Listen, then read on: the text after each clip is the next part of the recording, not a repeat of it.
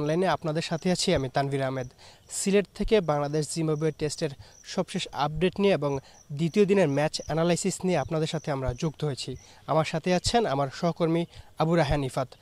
আমরা আজকে বাংলাদেশ জিম্বাবুয়ের দ্বিতীয় দিনের টেস্টের দ্বিতীয় দিনের অ্যানালাইসিস করব। বাংলাদেশ কেমন খেললো, কেমন ব্যাট করলো, বোলিং করলো, এসব নিয়ে আপনাদের সাথে আছি। ইফাত, বাংলাদেশ তো আজকে বোলাররা তাদের দায়িত্বটা ঠিকঠাকভাবে পালন করেছেন। আপনার কাছে কি মনে হয়? আমার কাছে আমরা যদি গতকালকের খেলার বিষয়টা চিন্তা করতে চাই, গতকাল বাংলাদেশের পারফরমেন্স ছিল হতশ্রী। সেক্ষেত্রে 191 রানে অল আউট, জিম্বাবুয়ের একটা ভালো শুরু, 67 রানে কোনো উইকেট না হারিয়ে প্রথম দিন শেষ করেছিল। সেক্ষেত্রে আজকে দ্বিতীয় দিন যেভাবে বাংলাদেশের বোলাররা কামব্যাক করেছে সেটা আসলে আশাজনক। আপনি সর্বোপরি যদি চিন্তা করেন, 273 রানে জিম্বাবুয়েকে অল আউট করেছে এবং অল আউট করার পর যে দ্বিতীয় ইনিংসে নেমে বাংলাদেশ যে অ্যাপ্রোচটা দিয়েছে ব্যাটে 57 রান তুলেছে। আজকে শেষ 9 থেকে 10 ওভার মতো ব্যাটিং করে 57 রান তুলেছে, আর পজিশন পিছিয়ে আছে। আমার মনে হচ্ছে যে ভালো কিছু হবে। ব্যাটিংটা নিয়ে কথা বলার আগে আমি আপনার সাথে আরেকটু কথা বলতে চাই। জিম্বাবুয়ে যে এত রানটা করলো, সেটা কি আপনার কি মনে হয় না বাংলাদেশের বাজে ফিল্ডিংয়েরও একটু অবদান আছে জিম্বাবুয়ের এই টিম টোটালের পেছনে? জিম্বাবুয়েকে কিন্তু বাংলাদেশ বোলাররা আগেই চেপে ধরেছিল। নাহিদ রানা দুর্দান্ত বোলিং করেছেন, খালেদ আহমেদ হাসান মাহমুদ দুজনে 1 উইকেট করে নিলেও কিন্তু তাদের হচ্ছে যে স্পেলটা ভালো ছিল, রান কম খরচে ছিলেন। নাহিদ রানা তো 3 উইকেট নিয়েছিল। শেষের দিকে মেহেদী হাসান মিরাজ দুর্দান্ত, তার 11তম কেরিয়ার 11তম টেস্ট 5 উইকেট নিয়ে নিয়েছেন এক ইনিংসে। আর ফিল্ডিংয়ের কথা যেটা বললেন আপনার, মানে জিম্বাবুয়ের যে ব্যাটারদের কিন্তু ফিরত ছিল, কিন্তু সেখানে দুজন ব্যাটার হচ্ছে যে অ্যাকসেপ্টেড, যেমন ব্রায়ান বেনেট গতকালকে থেকে শুরু করেছিলেন, আজকেও ভালো শুরু এনে দিয়েছিলেন, কিন্তু নাহিদ রানা তাকে ফিরিয়েছেন। এবং শেষের দিকে হচ্ছে যে আপনার শন উইলিয়ামস, উনি হচ্ছে যে 50 করেছেন। তার সাথে হচ্ছে যে আপনার নিয়াশা মোয়াবা, উনি ভালো করেছেন, ওয়েসলি মাদেবেরে তারা ভালো করেছেন। সে কারণে হচ্ছে যে রানটা পাচ্ছে। আর যদি রানের যে বেশি কথা বলে, সেটা আমি বলবো যে শেষের যে রিচার্ড এনগারাবা এবং ব্লেসিং মুজারাবানি তারা যে রানটা করেছেন, সেটা হচ্ছে যে বাংলাদেশের জন্য একটু বেশি, যে 35 থেকে 40 রান করেছেন শেষের দিকে এসে। আসলে বলারদের কাছে তো এক্সপেকটেশন থাকে না, তারা হচ্ছে যে এখানে ফ্রি হ্যান্ড খেলার কারণে বাংলাদেশ নাহিদ রানার গতি আছে, ব্যাট চালাইছে, ব্যাটের কানায় লেগে 4 হয়ে গেছে বা 6 মেরেছে, ওই বিষয়টা হয়েছে যে এখানে বাংলাদেশ চাইলে আর একটু চেপে ধরতে পারতো। যে আমি একটু মেহেদী হাসান মিরাজের কথা বলতে চাই। মেহেদী হাসান মিরাজ এই পেস, এটা কিন্তু সচরাচর বাংলাদেশ টাইপ উইকেট না। এই সিলেটের পিচটা আপনি জানেন, পেস বান্ধব উইকেট। সেখানে কিন্তু মেহেদী হাসান মিরাজ এসে 5 উইকেট নিয়েছেন স্পিনার। সেটা আপনার কাছে কেমন? মেহেদী হাসান মিরাজ ভালো বল করেছেন। আর স্পিনার তাইজুল ইসলাম, উনি বল করার খুব একটা সুযোগ পান নাই, 10 ওভারের মতো বল করেছেন, কিন্তু অনেক রান খরচ, 50-এর বেশি রান খরচ করেছেন। সেখানে মেহেদী হাসান মিরাজ আসলেই অলওয়েজ তিনি ভালো করে আসছেন।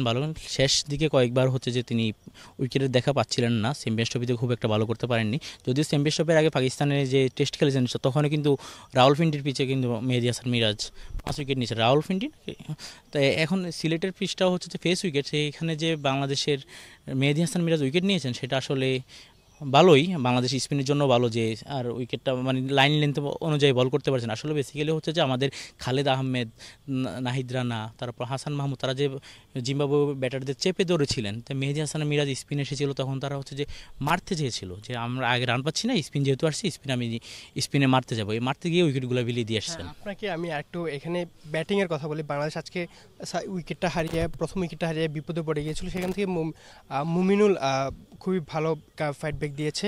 আপনার কাছে কি মনে হয় বাংলাদেশ আগামীকাল কত রান করলে বাংলাদেশ সেফ জোনে থাকবে?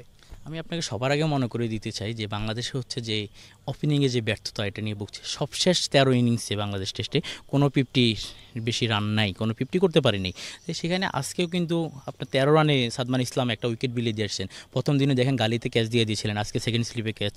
মানে টোটালি এটা হতশ্রী। একজন ওপেনার এভাবে দায়িত্বহীন বলা চলে, যে দায়িত্বহীনভাবে উইকেট বিলিয়ে দিয়ে আসবেন, সেটা আসলে কাম্য নয়। তারপর মাহমুদুল হাসান জয়ের কথা বলেন, বাংলাদেশ কিন্তু আজকে আরও কয়েকটা উইকেট হারাতে পারতো। 2বার কিন্তু জীবন পেয়েছেন মাহমুদুল হাসান।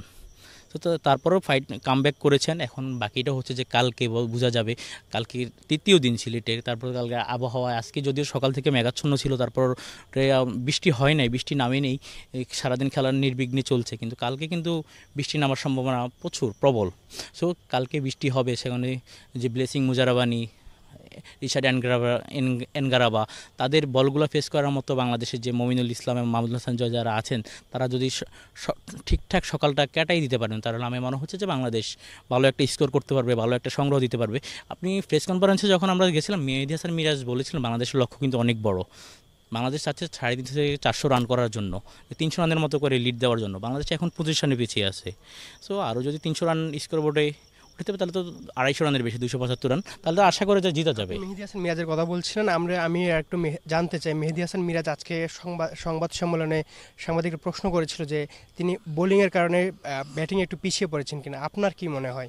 আপনি বিষয়টা আসলে উল্টা বলেছেন। বেসিক্যালি বিষয়টা হচ্ছিল যে ব্যাটিংয়ে মনোযোগ দিতে গিয়ে বোলিংয়ে পিছিয়ে পড়েছিলেন কিনা, কিন্তু আমার মনে হচ্ছে না মেহেদী হাসান মিরাজ বোলিংয়ে পিছিয়ে পড়ছেন। সেই বোলিংয়ে দারুণভাবে পারফর্ম করে যাচ্ছেন ধারাবাহিক, এবং ব্যাট হাতেও ভালো, যদিও গত ইনিংসে তিনি ব্যর্থ হয়েছেন, উইকেটটা বিলিয়ে দিয়ে এসেছেন, সেটা আসলে কাম্য নয়। এখানে হচ্ছে যে শর্ট বলে যে উইকেট দিয়ে আসাটা, শর্ট বলে রান হয়, আবার অনেক সময় উইকেটও দিয়ে আসে। সেখানে যেহেতু প্রথম বল ছিল, মেহেদী হাসান মিরাজের দরকার ছিল যে আমি বলটা একটু দেখে খেলা, তাহলে দেখা যায় কালকে কতটা কামব্যাক করে। যে মমিনুল সাদমানরা যদি একটা ভালো শুরু এনে দিতে পারেন, শেষে মুশফিকুর রহিম, মেহেদী হাসান মিরাজ, তারা নাজমুল হোসেন শান্ত, তারা যদি একটা বড় দুইটা পার্টনারশিপ, যদি 17 রানের বেশি দুইটা পার্টনারশিপ হয়, তাহলে বাংলাদেশ ভালো স্কোর করবে। মেহেদী হাসান মিরাজ শেষ পর্যন্ত বলেছেন যে ম্যাচটা এখনো বাংলাদেশের কন্ট্রোলে আছে। আপনার কি মনে হয়, বাংলাদেশ আসলে কি ম্যাচটা বাংলাদেশের কন্ট্রোলে?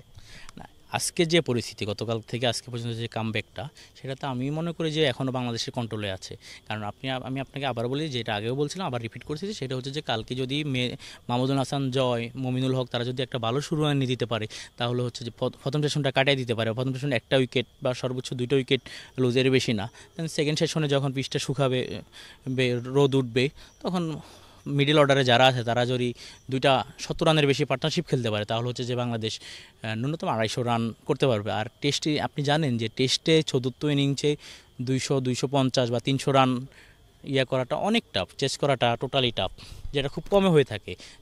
ঠিক আছে, থ্যাংক ইউ। আমরা এতক্ষণ শুনছিলাম আমাদের সহকর্মী থেকে বাংলাদেশে আগামীকালকে জয়ের জন্য কী করতে হবে, আবার বাংলাদেশ জিম্বাবুয়েকে কত রানের টিম টোটাল দিলে বাংলাদেশ সেফ অবস্থানে থাকবে। আমরাও আশা করব বাংলাদেশ দল তাদের ম্যাচের পুরোটা নিয়ন্ত্রণ নিয়ে নেবে। আগামীতে আমরা আপনাদের সাথে আগামী দিনেও যুক্ত হয়ে যাব এই সেম অ্যানালাইসিস নিয়ে সিলেট থেকে। এই ছিল আমার কাছে। বান্ডেল থাকলে প্রতি সেনমানিতে টাকা বাঁচবে। বিকাশ সেনমানি বান্ডিল কিনে জিতুন প্রতি লেনদেনে।